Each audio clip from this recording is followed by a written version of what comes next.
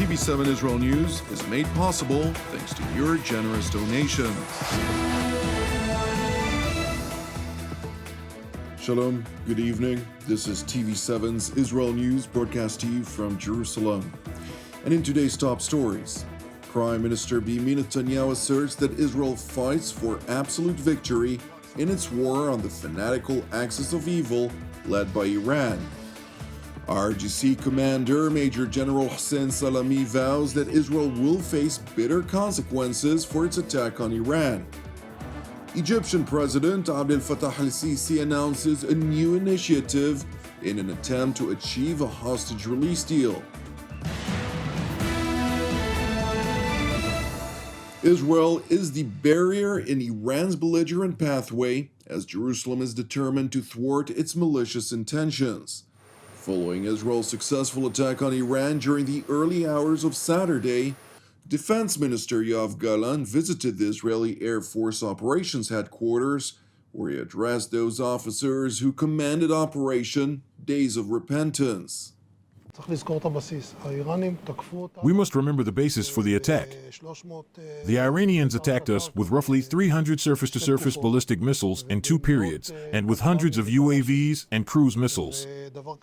This cannot go unanswered. We must establish a red line and explain what the consequences entail. The response looks very precise, very qualitative, very lethal vis-a-vis all that we wanted to target. Jerusalem's top defense official went on to highlight the importance of the degraded targets, which effectively expanded Iran's power disparity versus Israel in particular and the West at large. When I ask myself what you've done here, first, it includes a very precise targeting of radars and air defense systems, which essentially create a significant power deficiency to the enemy when we will want to strike in the future. Second, a change in the power balance by striking the production capabilities. From the moment this happened, the ballistic missile stocks are limited. From this point of reference, the enemy also conducts a situational assessment. Therefore, these two elements have redefined the power balance, in which we maintain our power and they become weaker, to include their offensive capabilities and also their defensive and production capabilities. Therefore, I think that the conclusion of this operation signifies a pathway forward.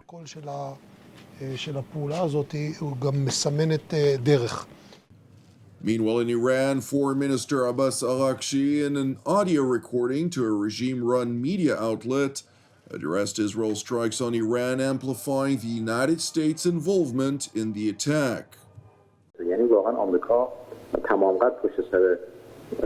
رژیم صهیونیستی قرار داره و در همه جنایات شریک است. در عملیات پریشب هم همونطور که در اعلامیه ستاد کل آمده، مشارکت آمریکایی‌ها برای ما کاملا روشن هست. حداقلش این هست که یک کریدور فضایی در اختیار نیروی هوایی رژیم صهیونیستی قرار دادن. همینطور در حال تجهیزات دفاعی که از قبل فرستادن In addition to remarks made by Tehran's top diplomat, IRGC Commander-in-Chief Major General Hussein Salami asserted in a statement quoted by the regime-run Tasnim news agency that Israel will face bitter consequences for its attack, while Tehran's parliament speaker Mohammad Bakir Ghalibaf separately insisted that under international law, the Islamic Republic was in a position to retaliate.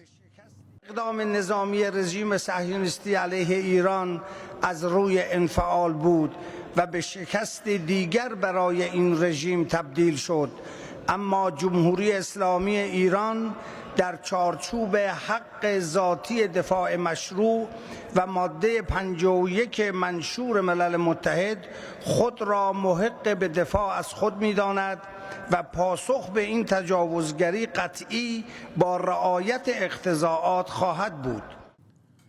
Meanwhile, in Jerusalem, Prime Minister Benjamin Netanyahu, during the opening winter session of Israel's parliament, or Knesset in Hebrew, proclaimed that the raging conflict, which he labeled as the War of Revival, has a line of resemblance to Israel's 1948 War of Independence. We are at the height of the war of revival. On the feast of Simchat Torah, on the October 7th a year ago, we suffered a severe blow, but we got back on our feet. We didn't break, we didn't crumble, and not only did we not surrender, but we responded to our aggressors with a powerful war, a war that is changing the face of the Middle East. From that time until today, alongside the terrible pain that is shared by the entire nation, we defend with strength of spirit and supreme determination the revival of Israel. Whoever attacked us brought upon himself an unprecedented disaster. The current war has a line of resemblance to the War of Independence. Back then we faced 7 Arab countries, and today we face 7 terrorist fronts. Premier Netanyahu went on to stress that the fanatical axis of evil, which is led by Iran, threatens to destroy Israel and to trap other countries in its net. Today we face a completely different challenge, facing a belligerent and hostile enemy that does not threaten us alone. It threatens the entire Middle East. It threatens the entire world. Its malevolent intentions to kill, destroy, and enslave were exposed in the last year in all their cruelty. The fanatical axis of evil, led by Iran, threatens to destroy our country and threatens to trap other countries in its net. It aspires to take control of our region by force, and hence to threaten first of all the West, not only the West, but first of all the West. Iran strives to develop a stockpile of nuclear munitions, which are aimed at destroying us, equipped with long-range missiles, intercontinental missiles that Iran intends to develop. It will be able to threaten the entire world at any point within it. Iran is building an industry of dangerous ballistic missiles. It is equipping its proxies with deadly weapons.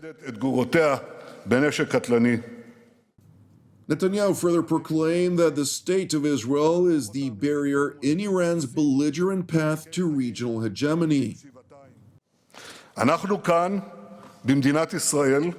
We are here in the State of Israel. We are the real barrier in Iran's path, and we thwart its malicious intentions. Because according to Iran's method, if Israel will fall, many countries will fall along with it, and the entire Middle East will fall into its hands. But we do not fall, and we will not fall. We will win, and the entire world will be a better place, a safer place. Our victory will not be just for us, it will be for all of humanity.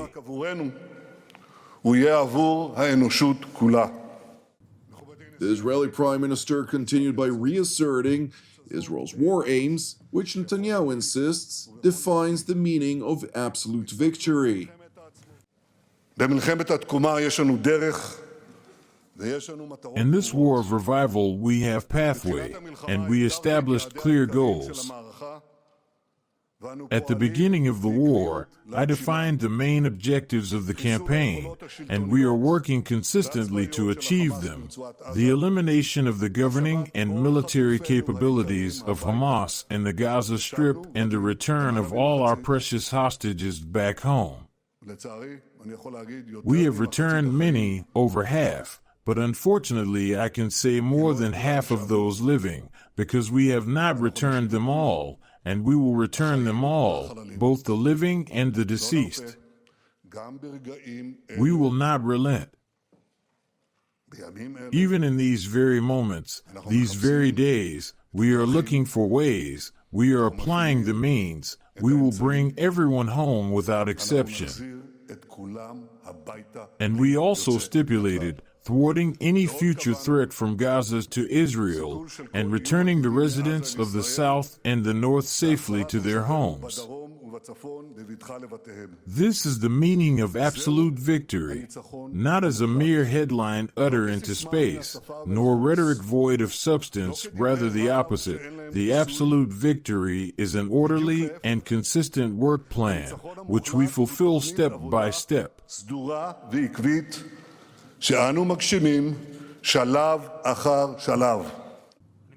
It is important to highlight that Mossad Director David Barna returned from the Qatari capital Doha after holding talks with CIA Director William Burns and Qatar's Prime Minister Mohammed bin Abdulrahman Thani. Per an Israeli Prime Minister's office statement, the sides discussed a new unified framework that integrates previous proposals and also takes into account the main issues and recent developments in the region. The statement further reads, "The discussions between the mediators and Hamas will continue in the coming days in order to evaluate the feasibility of talks and the continued efforts to advance a deal." It is important to know that while sources familiar with the talks have voiced some optimism about reinvigorating talks for a hostage release deal, Egyptian President Abdel Fatah al-Sisi recently announced a new initiative that includes a partial deal for a 2-day ceasefire in exchange for the release of a number of Israeli hostages.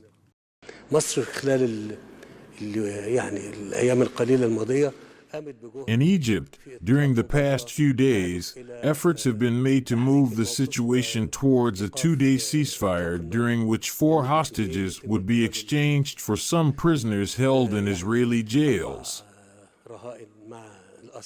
Then, over the next 10 days, negotiations would proceed to complete measures in the area or to reach a full ceasefire and allow aid to enter. We affirm that our brothers in the Gaza Strip are facing an extremely difficult siege, reaching the point of starvation, and it is crucial that aid enters as quickly as possible.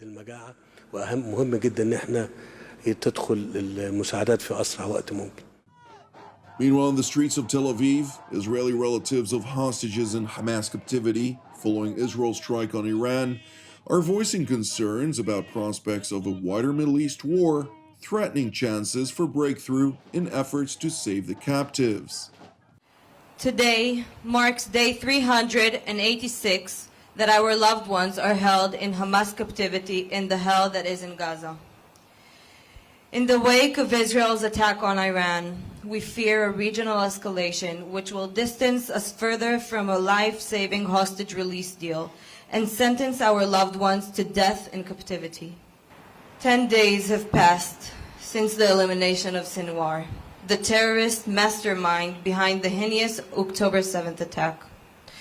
And the man claimed to be the obstacle to the deal, and yet we are already seeing a lack of true initiative, intentional delays, as though we have all the time in the world to draw this out. What is the point of sending out another delegation when Netanyahu continues to insist upon his needless additional stipulations and conditions, which he added in order to torpedo the deal? Israel already got its victory photo. Hamas leadership has been eliminated. Hamas brigade have been dismantled. Terror infrastructure has been torn down. Hamas has been defeated militarily.